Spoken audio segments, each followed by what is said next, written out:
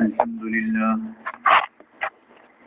لله نحمده ونستعينه ونستغفره ونؤمن به ونتوكل عليه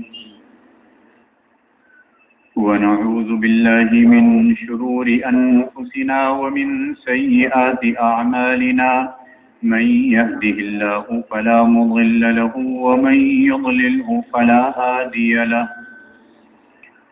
ونشهد أن لا إله إلا الله وحده لا شريك له ونشهد أن سيدنا ونبينا ومولانا محمدا عبده ورسوله صلى الله تعالى عليه وعلى آله وأصحابه وسلم تسليما كثيرا كثيرا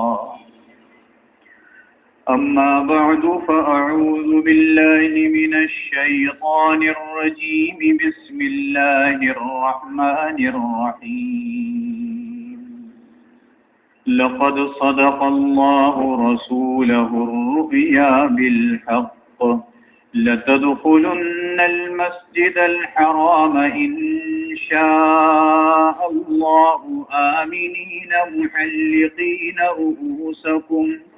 محلقين رؤوسكم ومقصرين لا تخافون فعلم ما لم تعلموا فجعل من دون ذلك فتحا قريبا صدق اللہ العظیم. بزرگان محترم اور برادران عزیز، امیر المؤمنین سیدنا علی مرتضی رضی اللہ تعالی عنہ کے کچھ حالات آپ کے سامنے گزشتہ جمعے بیان ہوئے تھے. خلفائے راشدین انہیں کہا جاتا ہے جو حضور اقدس صلی اللہ علیہ وسلم کے بعد حضور علیہ السلام کے جانشین ہوئے. اس میں پہلا نمبر حضرت صدیق اکبر، دوسرا نمبر حضرت فاروق اعظم، تیسرا نمبر حضرت عثمان غنی اور چوتھا نمبر حضرت علی رضی اللہ تعالی عنہم اجمعین کا ہے. تو یہ بات معلوم ہوئی کہ حضرت علی رضی اللہ تعالی عنہ خلفائے راشدین میں سے، اور یہ خلفائے راشدین جن کا عرصہ خلافت 30 سال سے کم 6 ماہ ہے، اور یہ حضور علیہ السلام کی پیشین گوئی کے مطابق ہے کہ آپ نے فرمایا تھا کہ میرے بعد خلافت علی منہاج النبوت، وہ خلافت جو نبوت کے طریقے کے مطابق ہوگی وہ 30 سال کا عرصہ ہوگا. تو اس میں 6 مہینے کم. اور حضرت علی رضی اللہ تعالی عنہ کی شہادت ہوئی رمضان المبارک کی 17 تاریخ کو.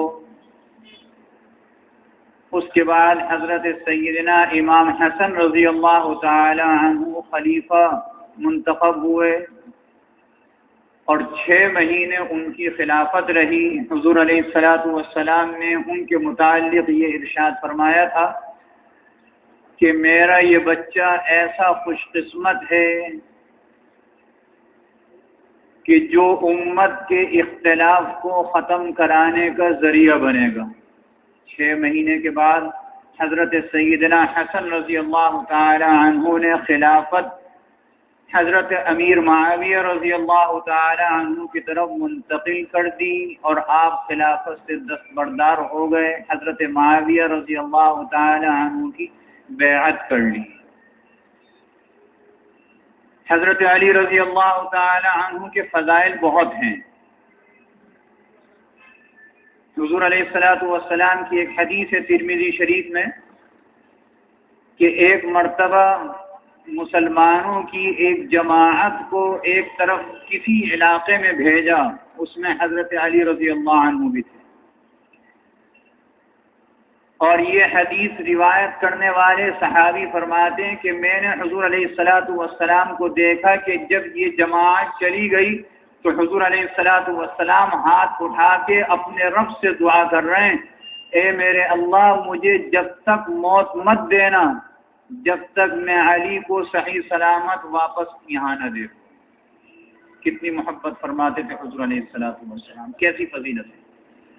اور حضور اقدس صلی اللہ علیہ وسلم نے حضرت علی رضی اللہ تعالی عنہ کو یہ بات بھی ارشاد فرمائی کہ اے علی، تمہاری وجہ سے 2 قسم کے لوگ جہنم میں جائیں گے.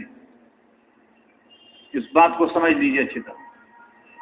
حضور علیہ الصلوۃ والسلام حضرت علی رضی اللہ عنہ سے فرما رہے ہیں، اے علی تمہاری وجہ سے 2 قسم کے لوگ جہنم میں جائیں گے. ایک وہ جو تمہاری محبت میں غلو کریں گے، غلو کا مطلب شرعی حدود سے باہر نکل جائیں گے، اور شرعی حدود سے باہر نکلنے والے وہ محبین بھی ہیں جو حضرت علی رضی اللہ تعالی عنہ کو خدا کا درجہ دیتے ہیں، اور ان میں وہ بھی ہیں جو یہ کہتے ہیں کہ حضرت جبریل امین علیہ الصلاۃ والسلام جب حضور علیہ الصلاۃ والسلام کے لیے نبوت لے کر کے آئے، نبی بنائے جانے لگے تو جبریل امین سے سمجھنے میں دیکھنے میں غلطی ہو گئی. اللہ نے تو کہا تھا کہ علی کے پاس جانا، وہ محمد کے پاس چلے گئے. غلو ہے نا محبت میں. حضور علیہ السلام فرما رہے ہیں، اے علی تمہاری وجہ سے 2 قسم کے لوگ جہنم میں جائیں گے. ایک وہ جو تمہاری محبت میں غلو کریں گے. دیکھیے غلو ہے تو چھوٹا سا لفظ، غین لام واو 3 حرف ہیں. اس غلو میں کوئی مبتلا ہو جائے بس سمجھ لیجیے کہ ہدایت پہ نہیں رہا. حضور اقدس صلی اللہ علیہ وسلم کی شان، عظمت، مرتبہ کتنا بڑا ہے. بعد از خدائے بزرگ کوئی قصہ مختصر، اللہ کے بعد اگر کوئی ہے وہ حضور علیہ الصلوۃ والسلام کی ذات مبارک. لیکن حضور علیہ الصلوۃ والسلام کے ساتھ محبت کی ایک حد ہے، اور وہ حد یہ ہے کہ ہم حضور علیہ الصلوۃ والسلام کے ساتھ محبت جب کریں تو ان کو رسول کے درجے پر رکھیں.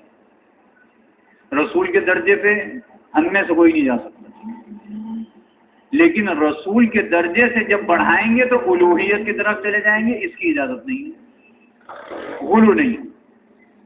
ہمارے دین میں غلو نہیں ہے. تو پہلی بات کیا فرمائی؟ تم سے محبت کی وجہ سے جہنم میں جائیں گے. نمبر 2، دوسرے قسم کے وہ لوگ ہوں گے جو تم سے دشمنی، تم سے عداوت کی وجہ سے جہنم میں جائیں گے. اور یہ کون ہیں؟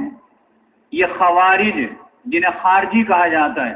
یہ حضرت علی رضی اللہ تعالی عنہ کو اس زمانے میں جب حضرت علی رضی اللہ تعالی عنہ اس دنیا میں موجود تھے، اس وقت بھی معاذ اللہ معاذ اللہ معاذ اللہ گالیاں دیا کرتے تھے. بھائی گئے نا جہنم میں،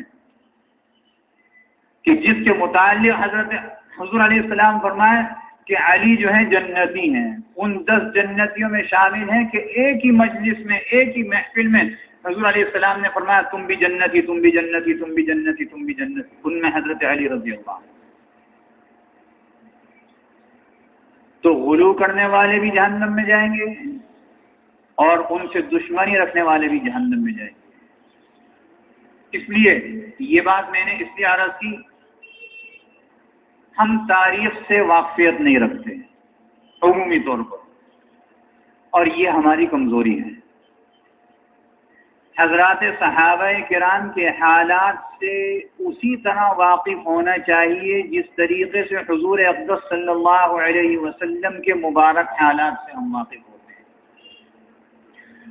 صحابہ کرام کے حالات آپ پڑھیے اور سنیے، ایسے ایمان افروز ہوتے ہیں کہ معلوم ہوتا ہے کہ ایمانی طاقت بڑھ گئی. ایسے ایمان افروز حالات. اور ان کے حالات میں کہیں ایسا بھی ہوتا ہے جیسے حضرت علی رضی اللہ تعالی عنہ کے مبارک حالات میں یہ ہے کہ جنگ صفین ہوئی، جنگ جمل ہوئی؟ یہ تو حضرت عثمان رضی اللہ عنہ کی شہادت کا اثر ہے کہ مسلمانوں کے اندر اتحاد اتفاق ختم ہو گیا.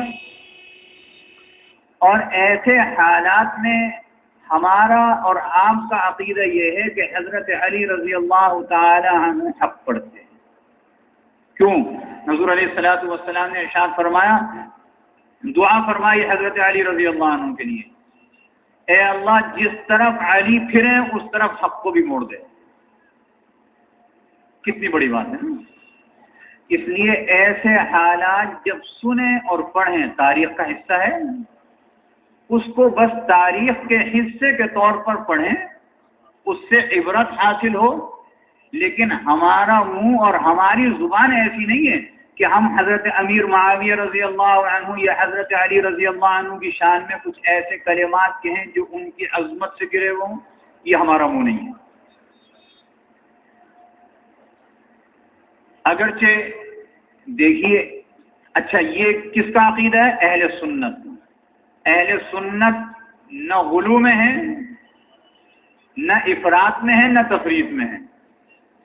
یہ سب کو اس کا درجہ دیتے ہیں.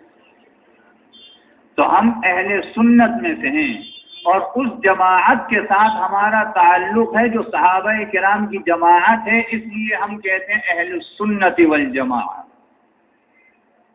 یہ اہل سنت والجماعت کی خصوصیت ہے کہ صحابہ کرام کی شان میں گستاخی نہیں کرتے. گستاخی ہمارا منہ کیا ہے جو گستاخی کریں؟ حضرت مولانا اشرف علی صاحب تھانوی رحمۃ اللہ علیہ سے کسی نے کہا کہ حضرت یزید کے متعلق کیا خیال ہے؟ یزید ایسا تھا ویسا تھا. وہ تیری باتیں کر دی. کیا ایسے ہی تھا؟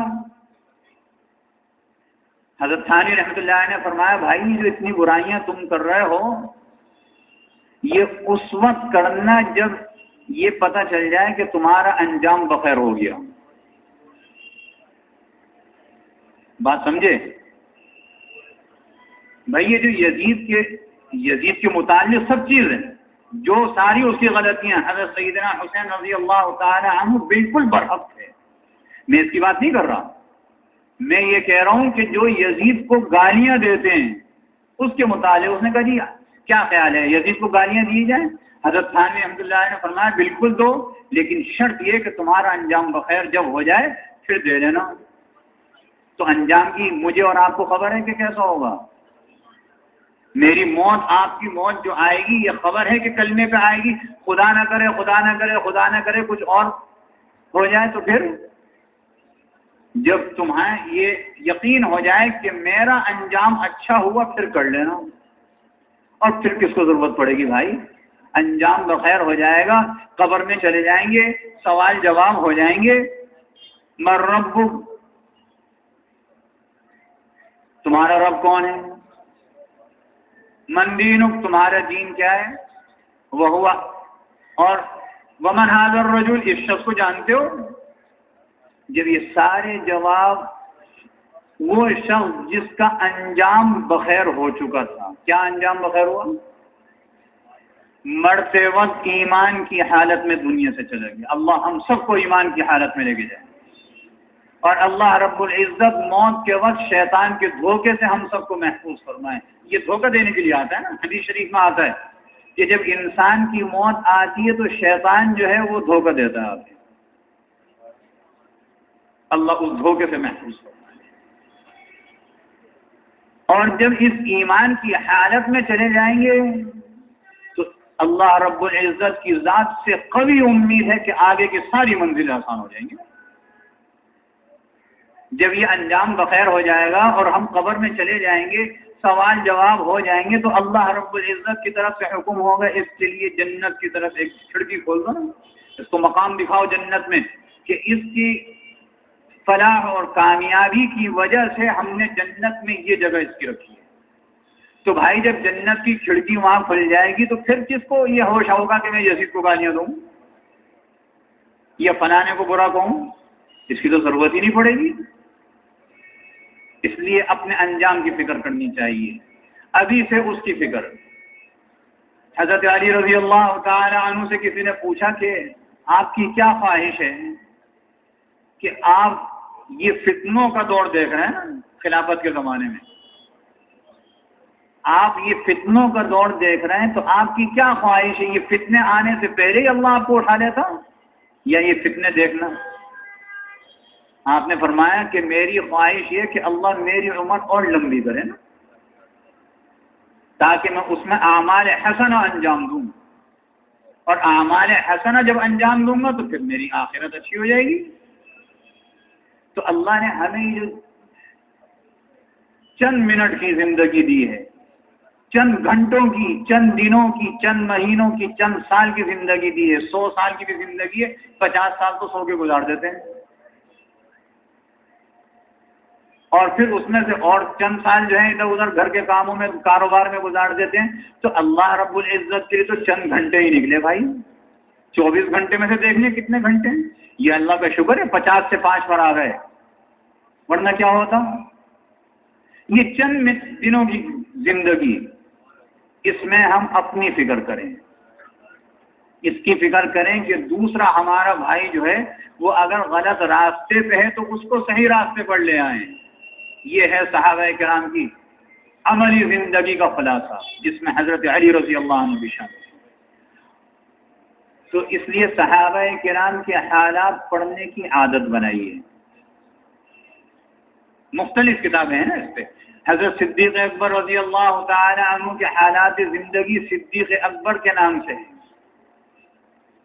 پروفیسر مولانا سعید احمد صاحب اکبر آبادی رحمۃ اللہ علیہ علی گڑھ یونیورسٹی میں استاد تھے، پاکستان آئے ہوئے تھے، انتقال ہو گیا، دارالعلوم کراچی میں مدفون ہے۔ عثمان ذی النورین بھی انہی کی کتاب ہے، حضرت عثمان رضی اللہ عنہ کے حالات دی ہیں، ان کی خدمات دی ہیں۔ اور الفاروق کے نام سے حضرت فاروق اعظم رضی اللہ تعالی عنہ کے حالات و خدمات پر علامہ شبلی نعمانی رحمۃ اللہ علیہ کی کتاب ہے، بڑی معلوماتی کتاب ہے۔ اور مولانا سید ابو الحسن علی ندوی رحمۃ اللہ علیہ کی کتاب ہے المرتضی کے نام سے، حضرت علی رضی اللہ عنہ کے حالات خدمات سب اس میں درج ہیں۔ اردو میں ہیں یہ ساری کتابیں، انگریزی میں بھی مل جاتی ہیں۔ آپ ان کتابوں کو کسی وقت دن میں 5-10 منٹ روزانہ بھی دیکھیں، کتنی معلومات ہو جائے گی۔ اور دسیوں سینکڑوں ہزاروں صحابہ کرام ہیں، ان کے حالات بھی مل جاتے ہیں۔ یہ کس لیے حالات ہیں؟ تاکہ ہم اپنی زندگیوں میں انقلاب لائیں۔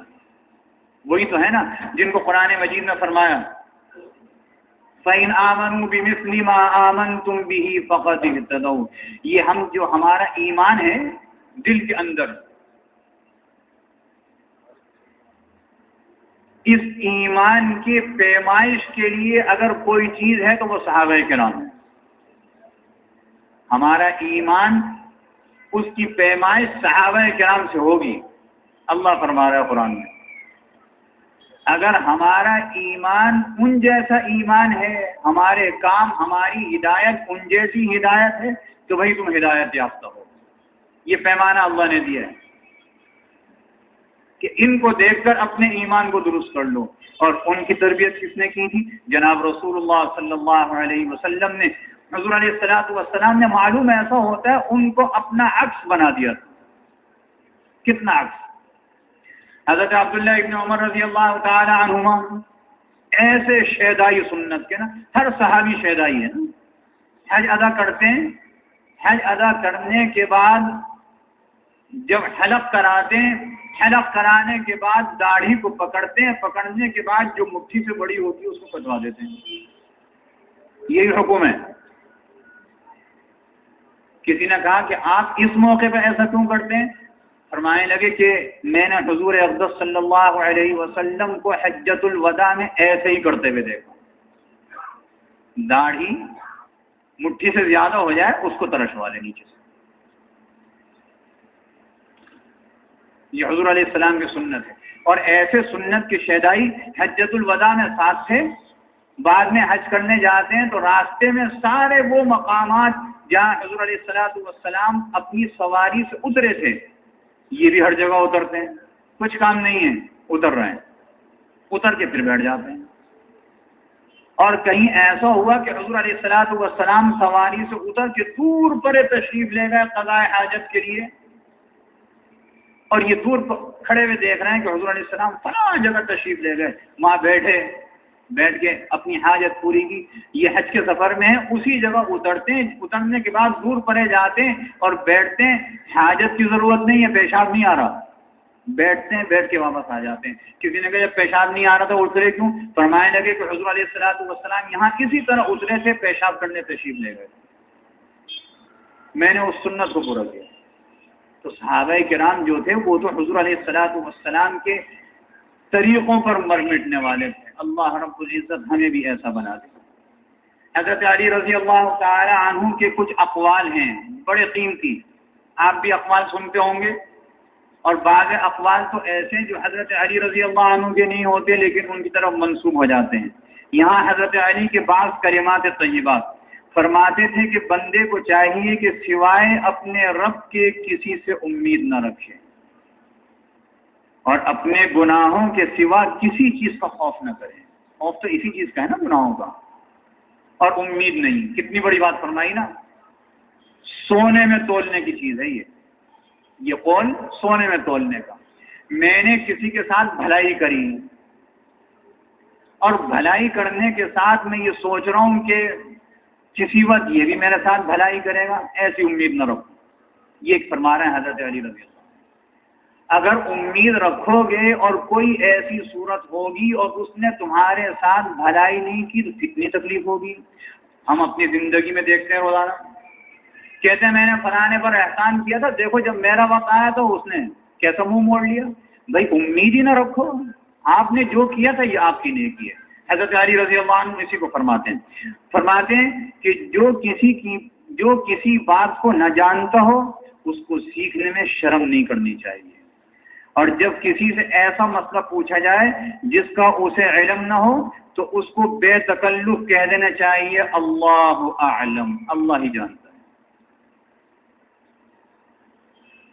کسی کو مسئلہ نہیں معلوم نا تو یہ نہیں کہنا چاہیے کہ میری رائے نہیں ہے. یہ اسلام میں رائے تھوڑی چلتی ہے، آپ کہہ لیں مجھے نہیں معلوم.